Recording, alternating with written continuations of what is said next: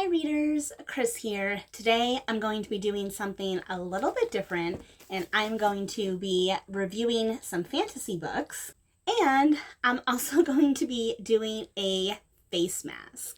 Over on Instagram, I always do this thing called Mask Monday where I do a face mask, and I decided I wanted to try and bring this over to BookTube.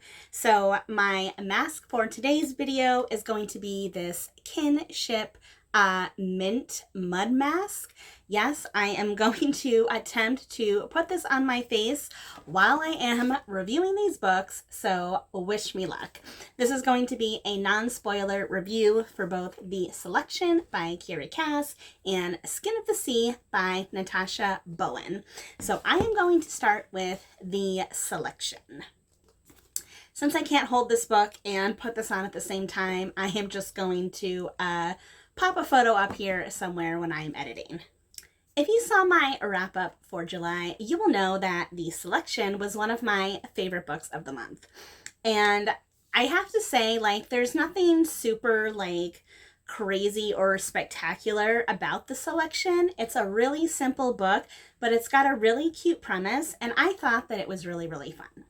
So the setup for this book is basically, this world is very much kind of like the Hunger Games, where it's a dystopian type society, and everyone in the society is kind of grouped into a caste.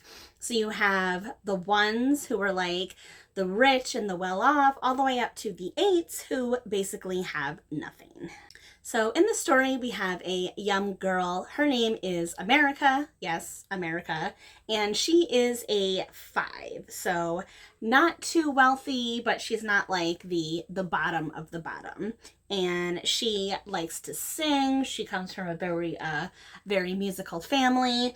And she is in love with this boy who is a 6. His name is Aspen. I thought the screen would show up better on camera, but it doesn't seem like it is. But anywho, so if that weren't enough, in the royal family that rules this fictional world, there is a young prince. His name is Maxon, and Maxon is looking for a bride. So in order for Maxon to find his bride, they have an event that they call The Selection. And The Selection, basically any girl in any caste, so whether you're a 1 or an 8, can apply for The Selection.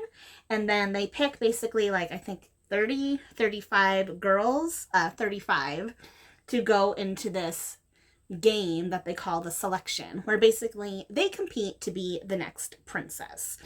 Ooh, let me just pause and say my skin is already feeling nice and cool from this mud mask. Had to take a quick break while I made sure I got it on everywhere. I'm going to let that sit for a little bit while I finish talking about The Selection. So America goes, and she joins this selection, not because she wants to be a princess or marry Maxon or anything like that. Like I said, she already has a boy back home, but because her family are only 5s, she thinks this is going to be a good way to get her family some money. Now, once she enters The Selection, of course, all these different things happen, and she finds out that Maxon is not what he appeared to be. I feel like I can't go too much farther than that without getting into spoiler territory. What is that? I just had a big clump right there. I had to wipe off a little bit. But so let me tell you what I liked about this book. First of all, the whole concept, the whole setup, like I said, I think is really fun. It's basically like The Hunger Games meets The Bachelor. If you've ever watched The Bachelor, The Bachelorette, Bachelor in Paradise, that's definitely the vibes it gives me, which I think is really fun. Maxon takes the girls on one-on-one dates, and then they also have these group events. So it's exactly like The Bachelor, Bachelorette, which I love that show. It's my guilty pleasure. So that already really got me. And then we have America, and I feel like a lot of YA fantasy or even dystopian heroines, they kind of all have very similar qualities. And America does have a lot of those qualities, but I also feel like she's got something a little bit more. She struggles. She struggles with, trying to fit in with this court and this society that she's never really been a part of because she's only ever been a 5. So, and I like that she struggles a little bit. Like, she doesn't fit in. There are parts where she comes off as likable, but then there's also parts where she comes off as not so likable. So I like that she struggles a little bit, because a lot of these YA heroines, they're like, things come too easily to them. So I feel like I like it that she has to work at it a little bit. And then Maxon, I can't talk about him too much without giving things away, but Maxon is definitely not what I expected. And he's not what America expected. So I feel like we get to learn and meet Maxon through America, which is fun, because Maxon actually ends up being a really more interesting than I thought he was. And I was convinced through most of the book that he was going to go one way, be one way, and that turned out to not be the case. So I was actually a little bit surprised where the plot went, which is hard to do because I feel like a lot of these books are all the same. So for that reason alone, I liked the book. I liked the plot, I liked the characters, I liked the world, I liked everything about this book. So that is why it ended up at the top of my list for July. So if you are looking for a YA fantasy, or I guess this wouldn't really be considered fantasy because there's no like magic in it. So I should say a YA dystopian story. This is a really good one. I think it's really fun. If you're a fan of the Hunger Games, I would say give this one a try. Like I said, there's not really that much to it. There's no deep messages or mind-blowing revelation. It is just a simple, quick, fun read. And sometimes that's just what I need. Now that I think this mud mask has dried, I'm supposed to wipe it off with a warm cloth. So let me go get that, and I will wipe it off while I talk about our next book, Skin of the Sea, which is definitely a fantasy book. Skin of the Sea by Natasha Bowen is a book that I got in one of my Owl Crate book boxes. You will know I absolutely think that this is one of the most beautiful books I've ever seen in my entire life.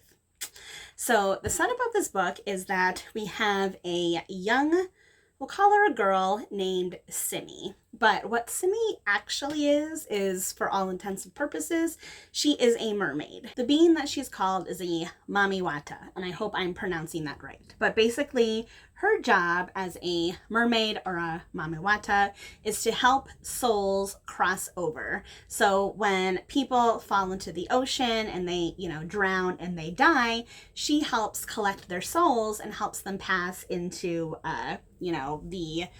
the afterlife, basically.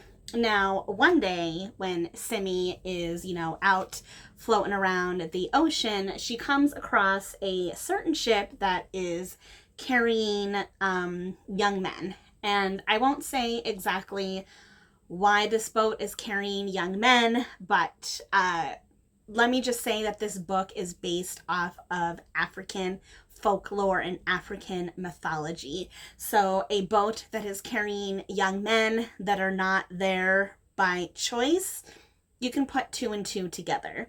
There is a trigger warning in the beginning of this book, and I can understand why, because imagining young boys that have been taken from their homes and are being, shipped off to other places that are not their home and against their will, it's very upsetting, and the book goes into very graphic detail about how this happens, how it feels. So there's a young boy that falls into the ocean, and Simi goes to take his soul to help him cross over, but it turns out that this young boy is not dead. He's alive. So Simi, doesn't really know what to do, because normally she only gets souls, that are when they're dead, basically, but this boy is not. So Simi kind of has to make a decision if she wants to, kind of go against her code and help this boy, or if she wants to, end his life and just kind of, stay out of it. So that's about as far as I can go with the plot without giving anything away. But let's just say that what happens after that is basically Simi she gets involved with the gods in her world. She gets involved with this whole drama with the gods, and in order to save her sisters, her mermaid sisters, her fellow Mamawati, she has to go on this like kind of epic adventure, this epic quest to find a different god, like an evil god, and make a deal with him. Basically, long story short. I'll tell you what I liked about this book. What I liked about this book is the world building and the plot for the most part. The world building is absolutely amazing. I love the way that this author took common mythology, like mermaids, like things that anyone would be familiar with, and gave it this like African spin to it. I thought that was all really cool. You can picture when she describes, these beautiful oceans and these beautiful beaches, and even when she goes on land, these beautiful jungles, they're so vividly described and so beautiful that like you can really picture it in your mind. So I thought all of that stuff was absolutely amazing. And like I said, all the different gods that play a part in this story, I think were super cool. They all have their own personalities. They all have their own kind of roles and these things that they do. All of that stuff I thought was absolutely brilliant. I'm just gonna take a close-up, make sure I actually got all this green stuff off my face before I continue. I feel like my cheeks are a little red from rubbing, but hopefully that'll go away in a minute. I also enjoyed a lot of the characters in this book. I think Simi herself was a really good character. The one thing I think I didn't like is I do think that Simi gets a little bogged down at points by some common YA fantasy tropes, mostly the romance, because there is a romance in this book, which is most YA fantasies have a romance in them. And I felt like it focused a little bit, her character was too, like, I don't know, obsessed with her romantic interest rather than some of the other things that were going on, which again is a common YA thing. So I wasn't quite the biggest fan of that, but I mean, at the end of the day, it did not take over the story, which was good. There were a bunch of other characters, and some of them I really, really, really enjoyed. Like at one point, Simi goes to this village, and there's a lot of like characters she meets there. One is this like kind of tough female warrior character. She was really cool. But I also felt like we didn't get enough time with them. So all things considered, this book is a little short for a YA fantasy. It's just over 300 pages, and honestly, I think I could have used at least another 50, if not more, because I think there's some really good character work in here. I just feel like I did not get enough time with all of them to like really make the types of connections that I wanted to make. One thing that did annoy me about the characters and about the writing, and I hate to say this because, well, I just hate to say this, but when you're reading a book and certain words or phrases are repeated like constantly, you can't help but notice. And there's a certain word and a certain phrase in this book that is repeated so often that I found it annoying.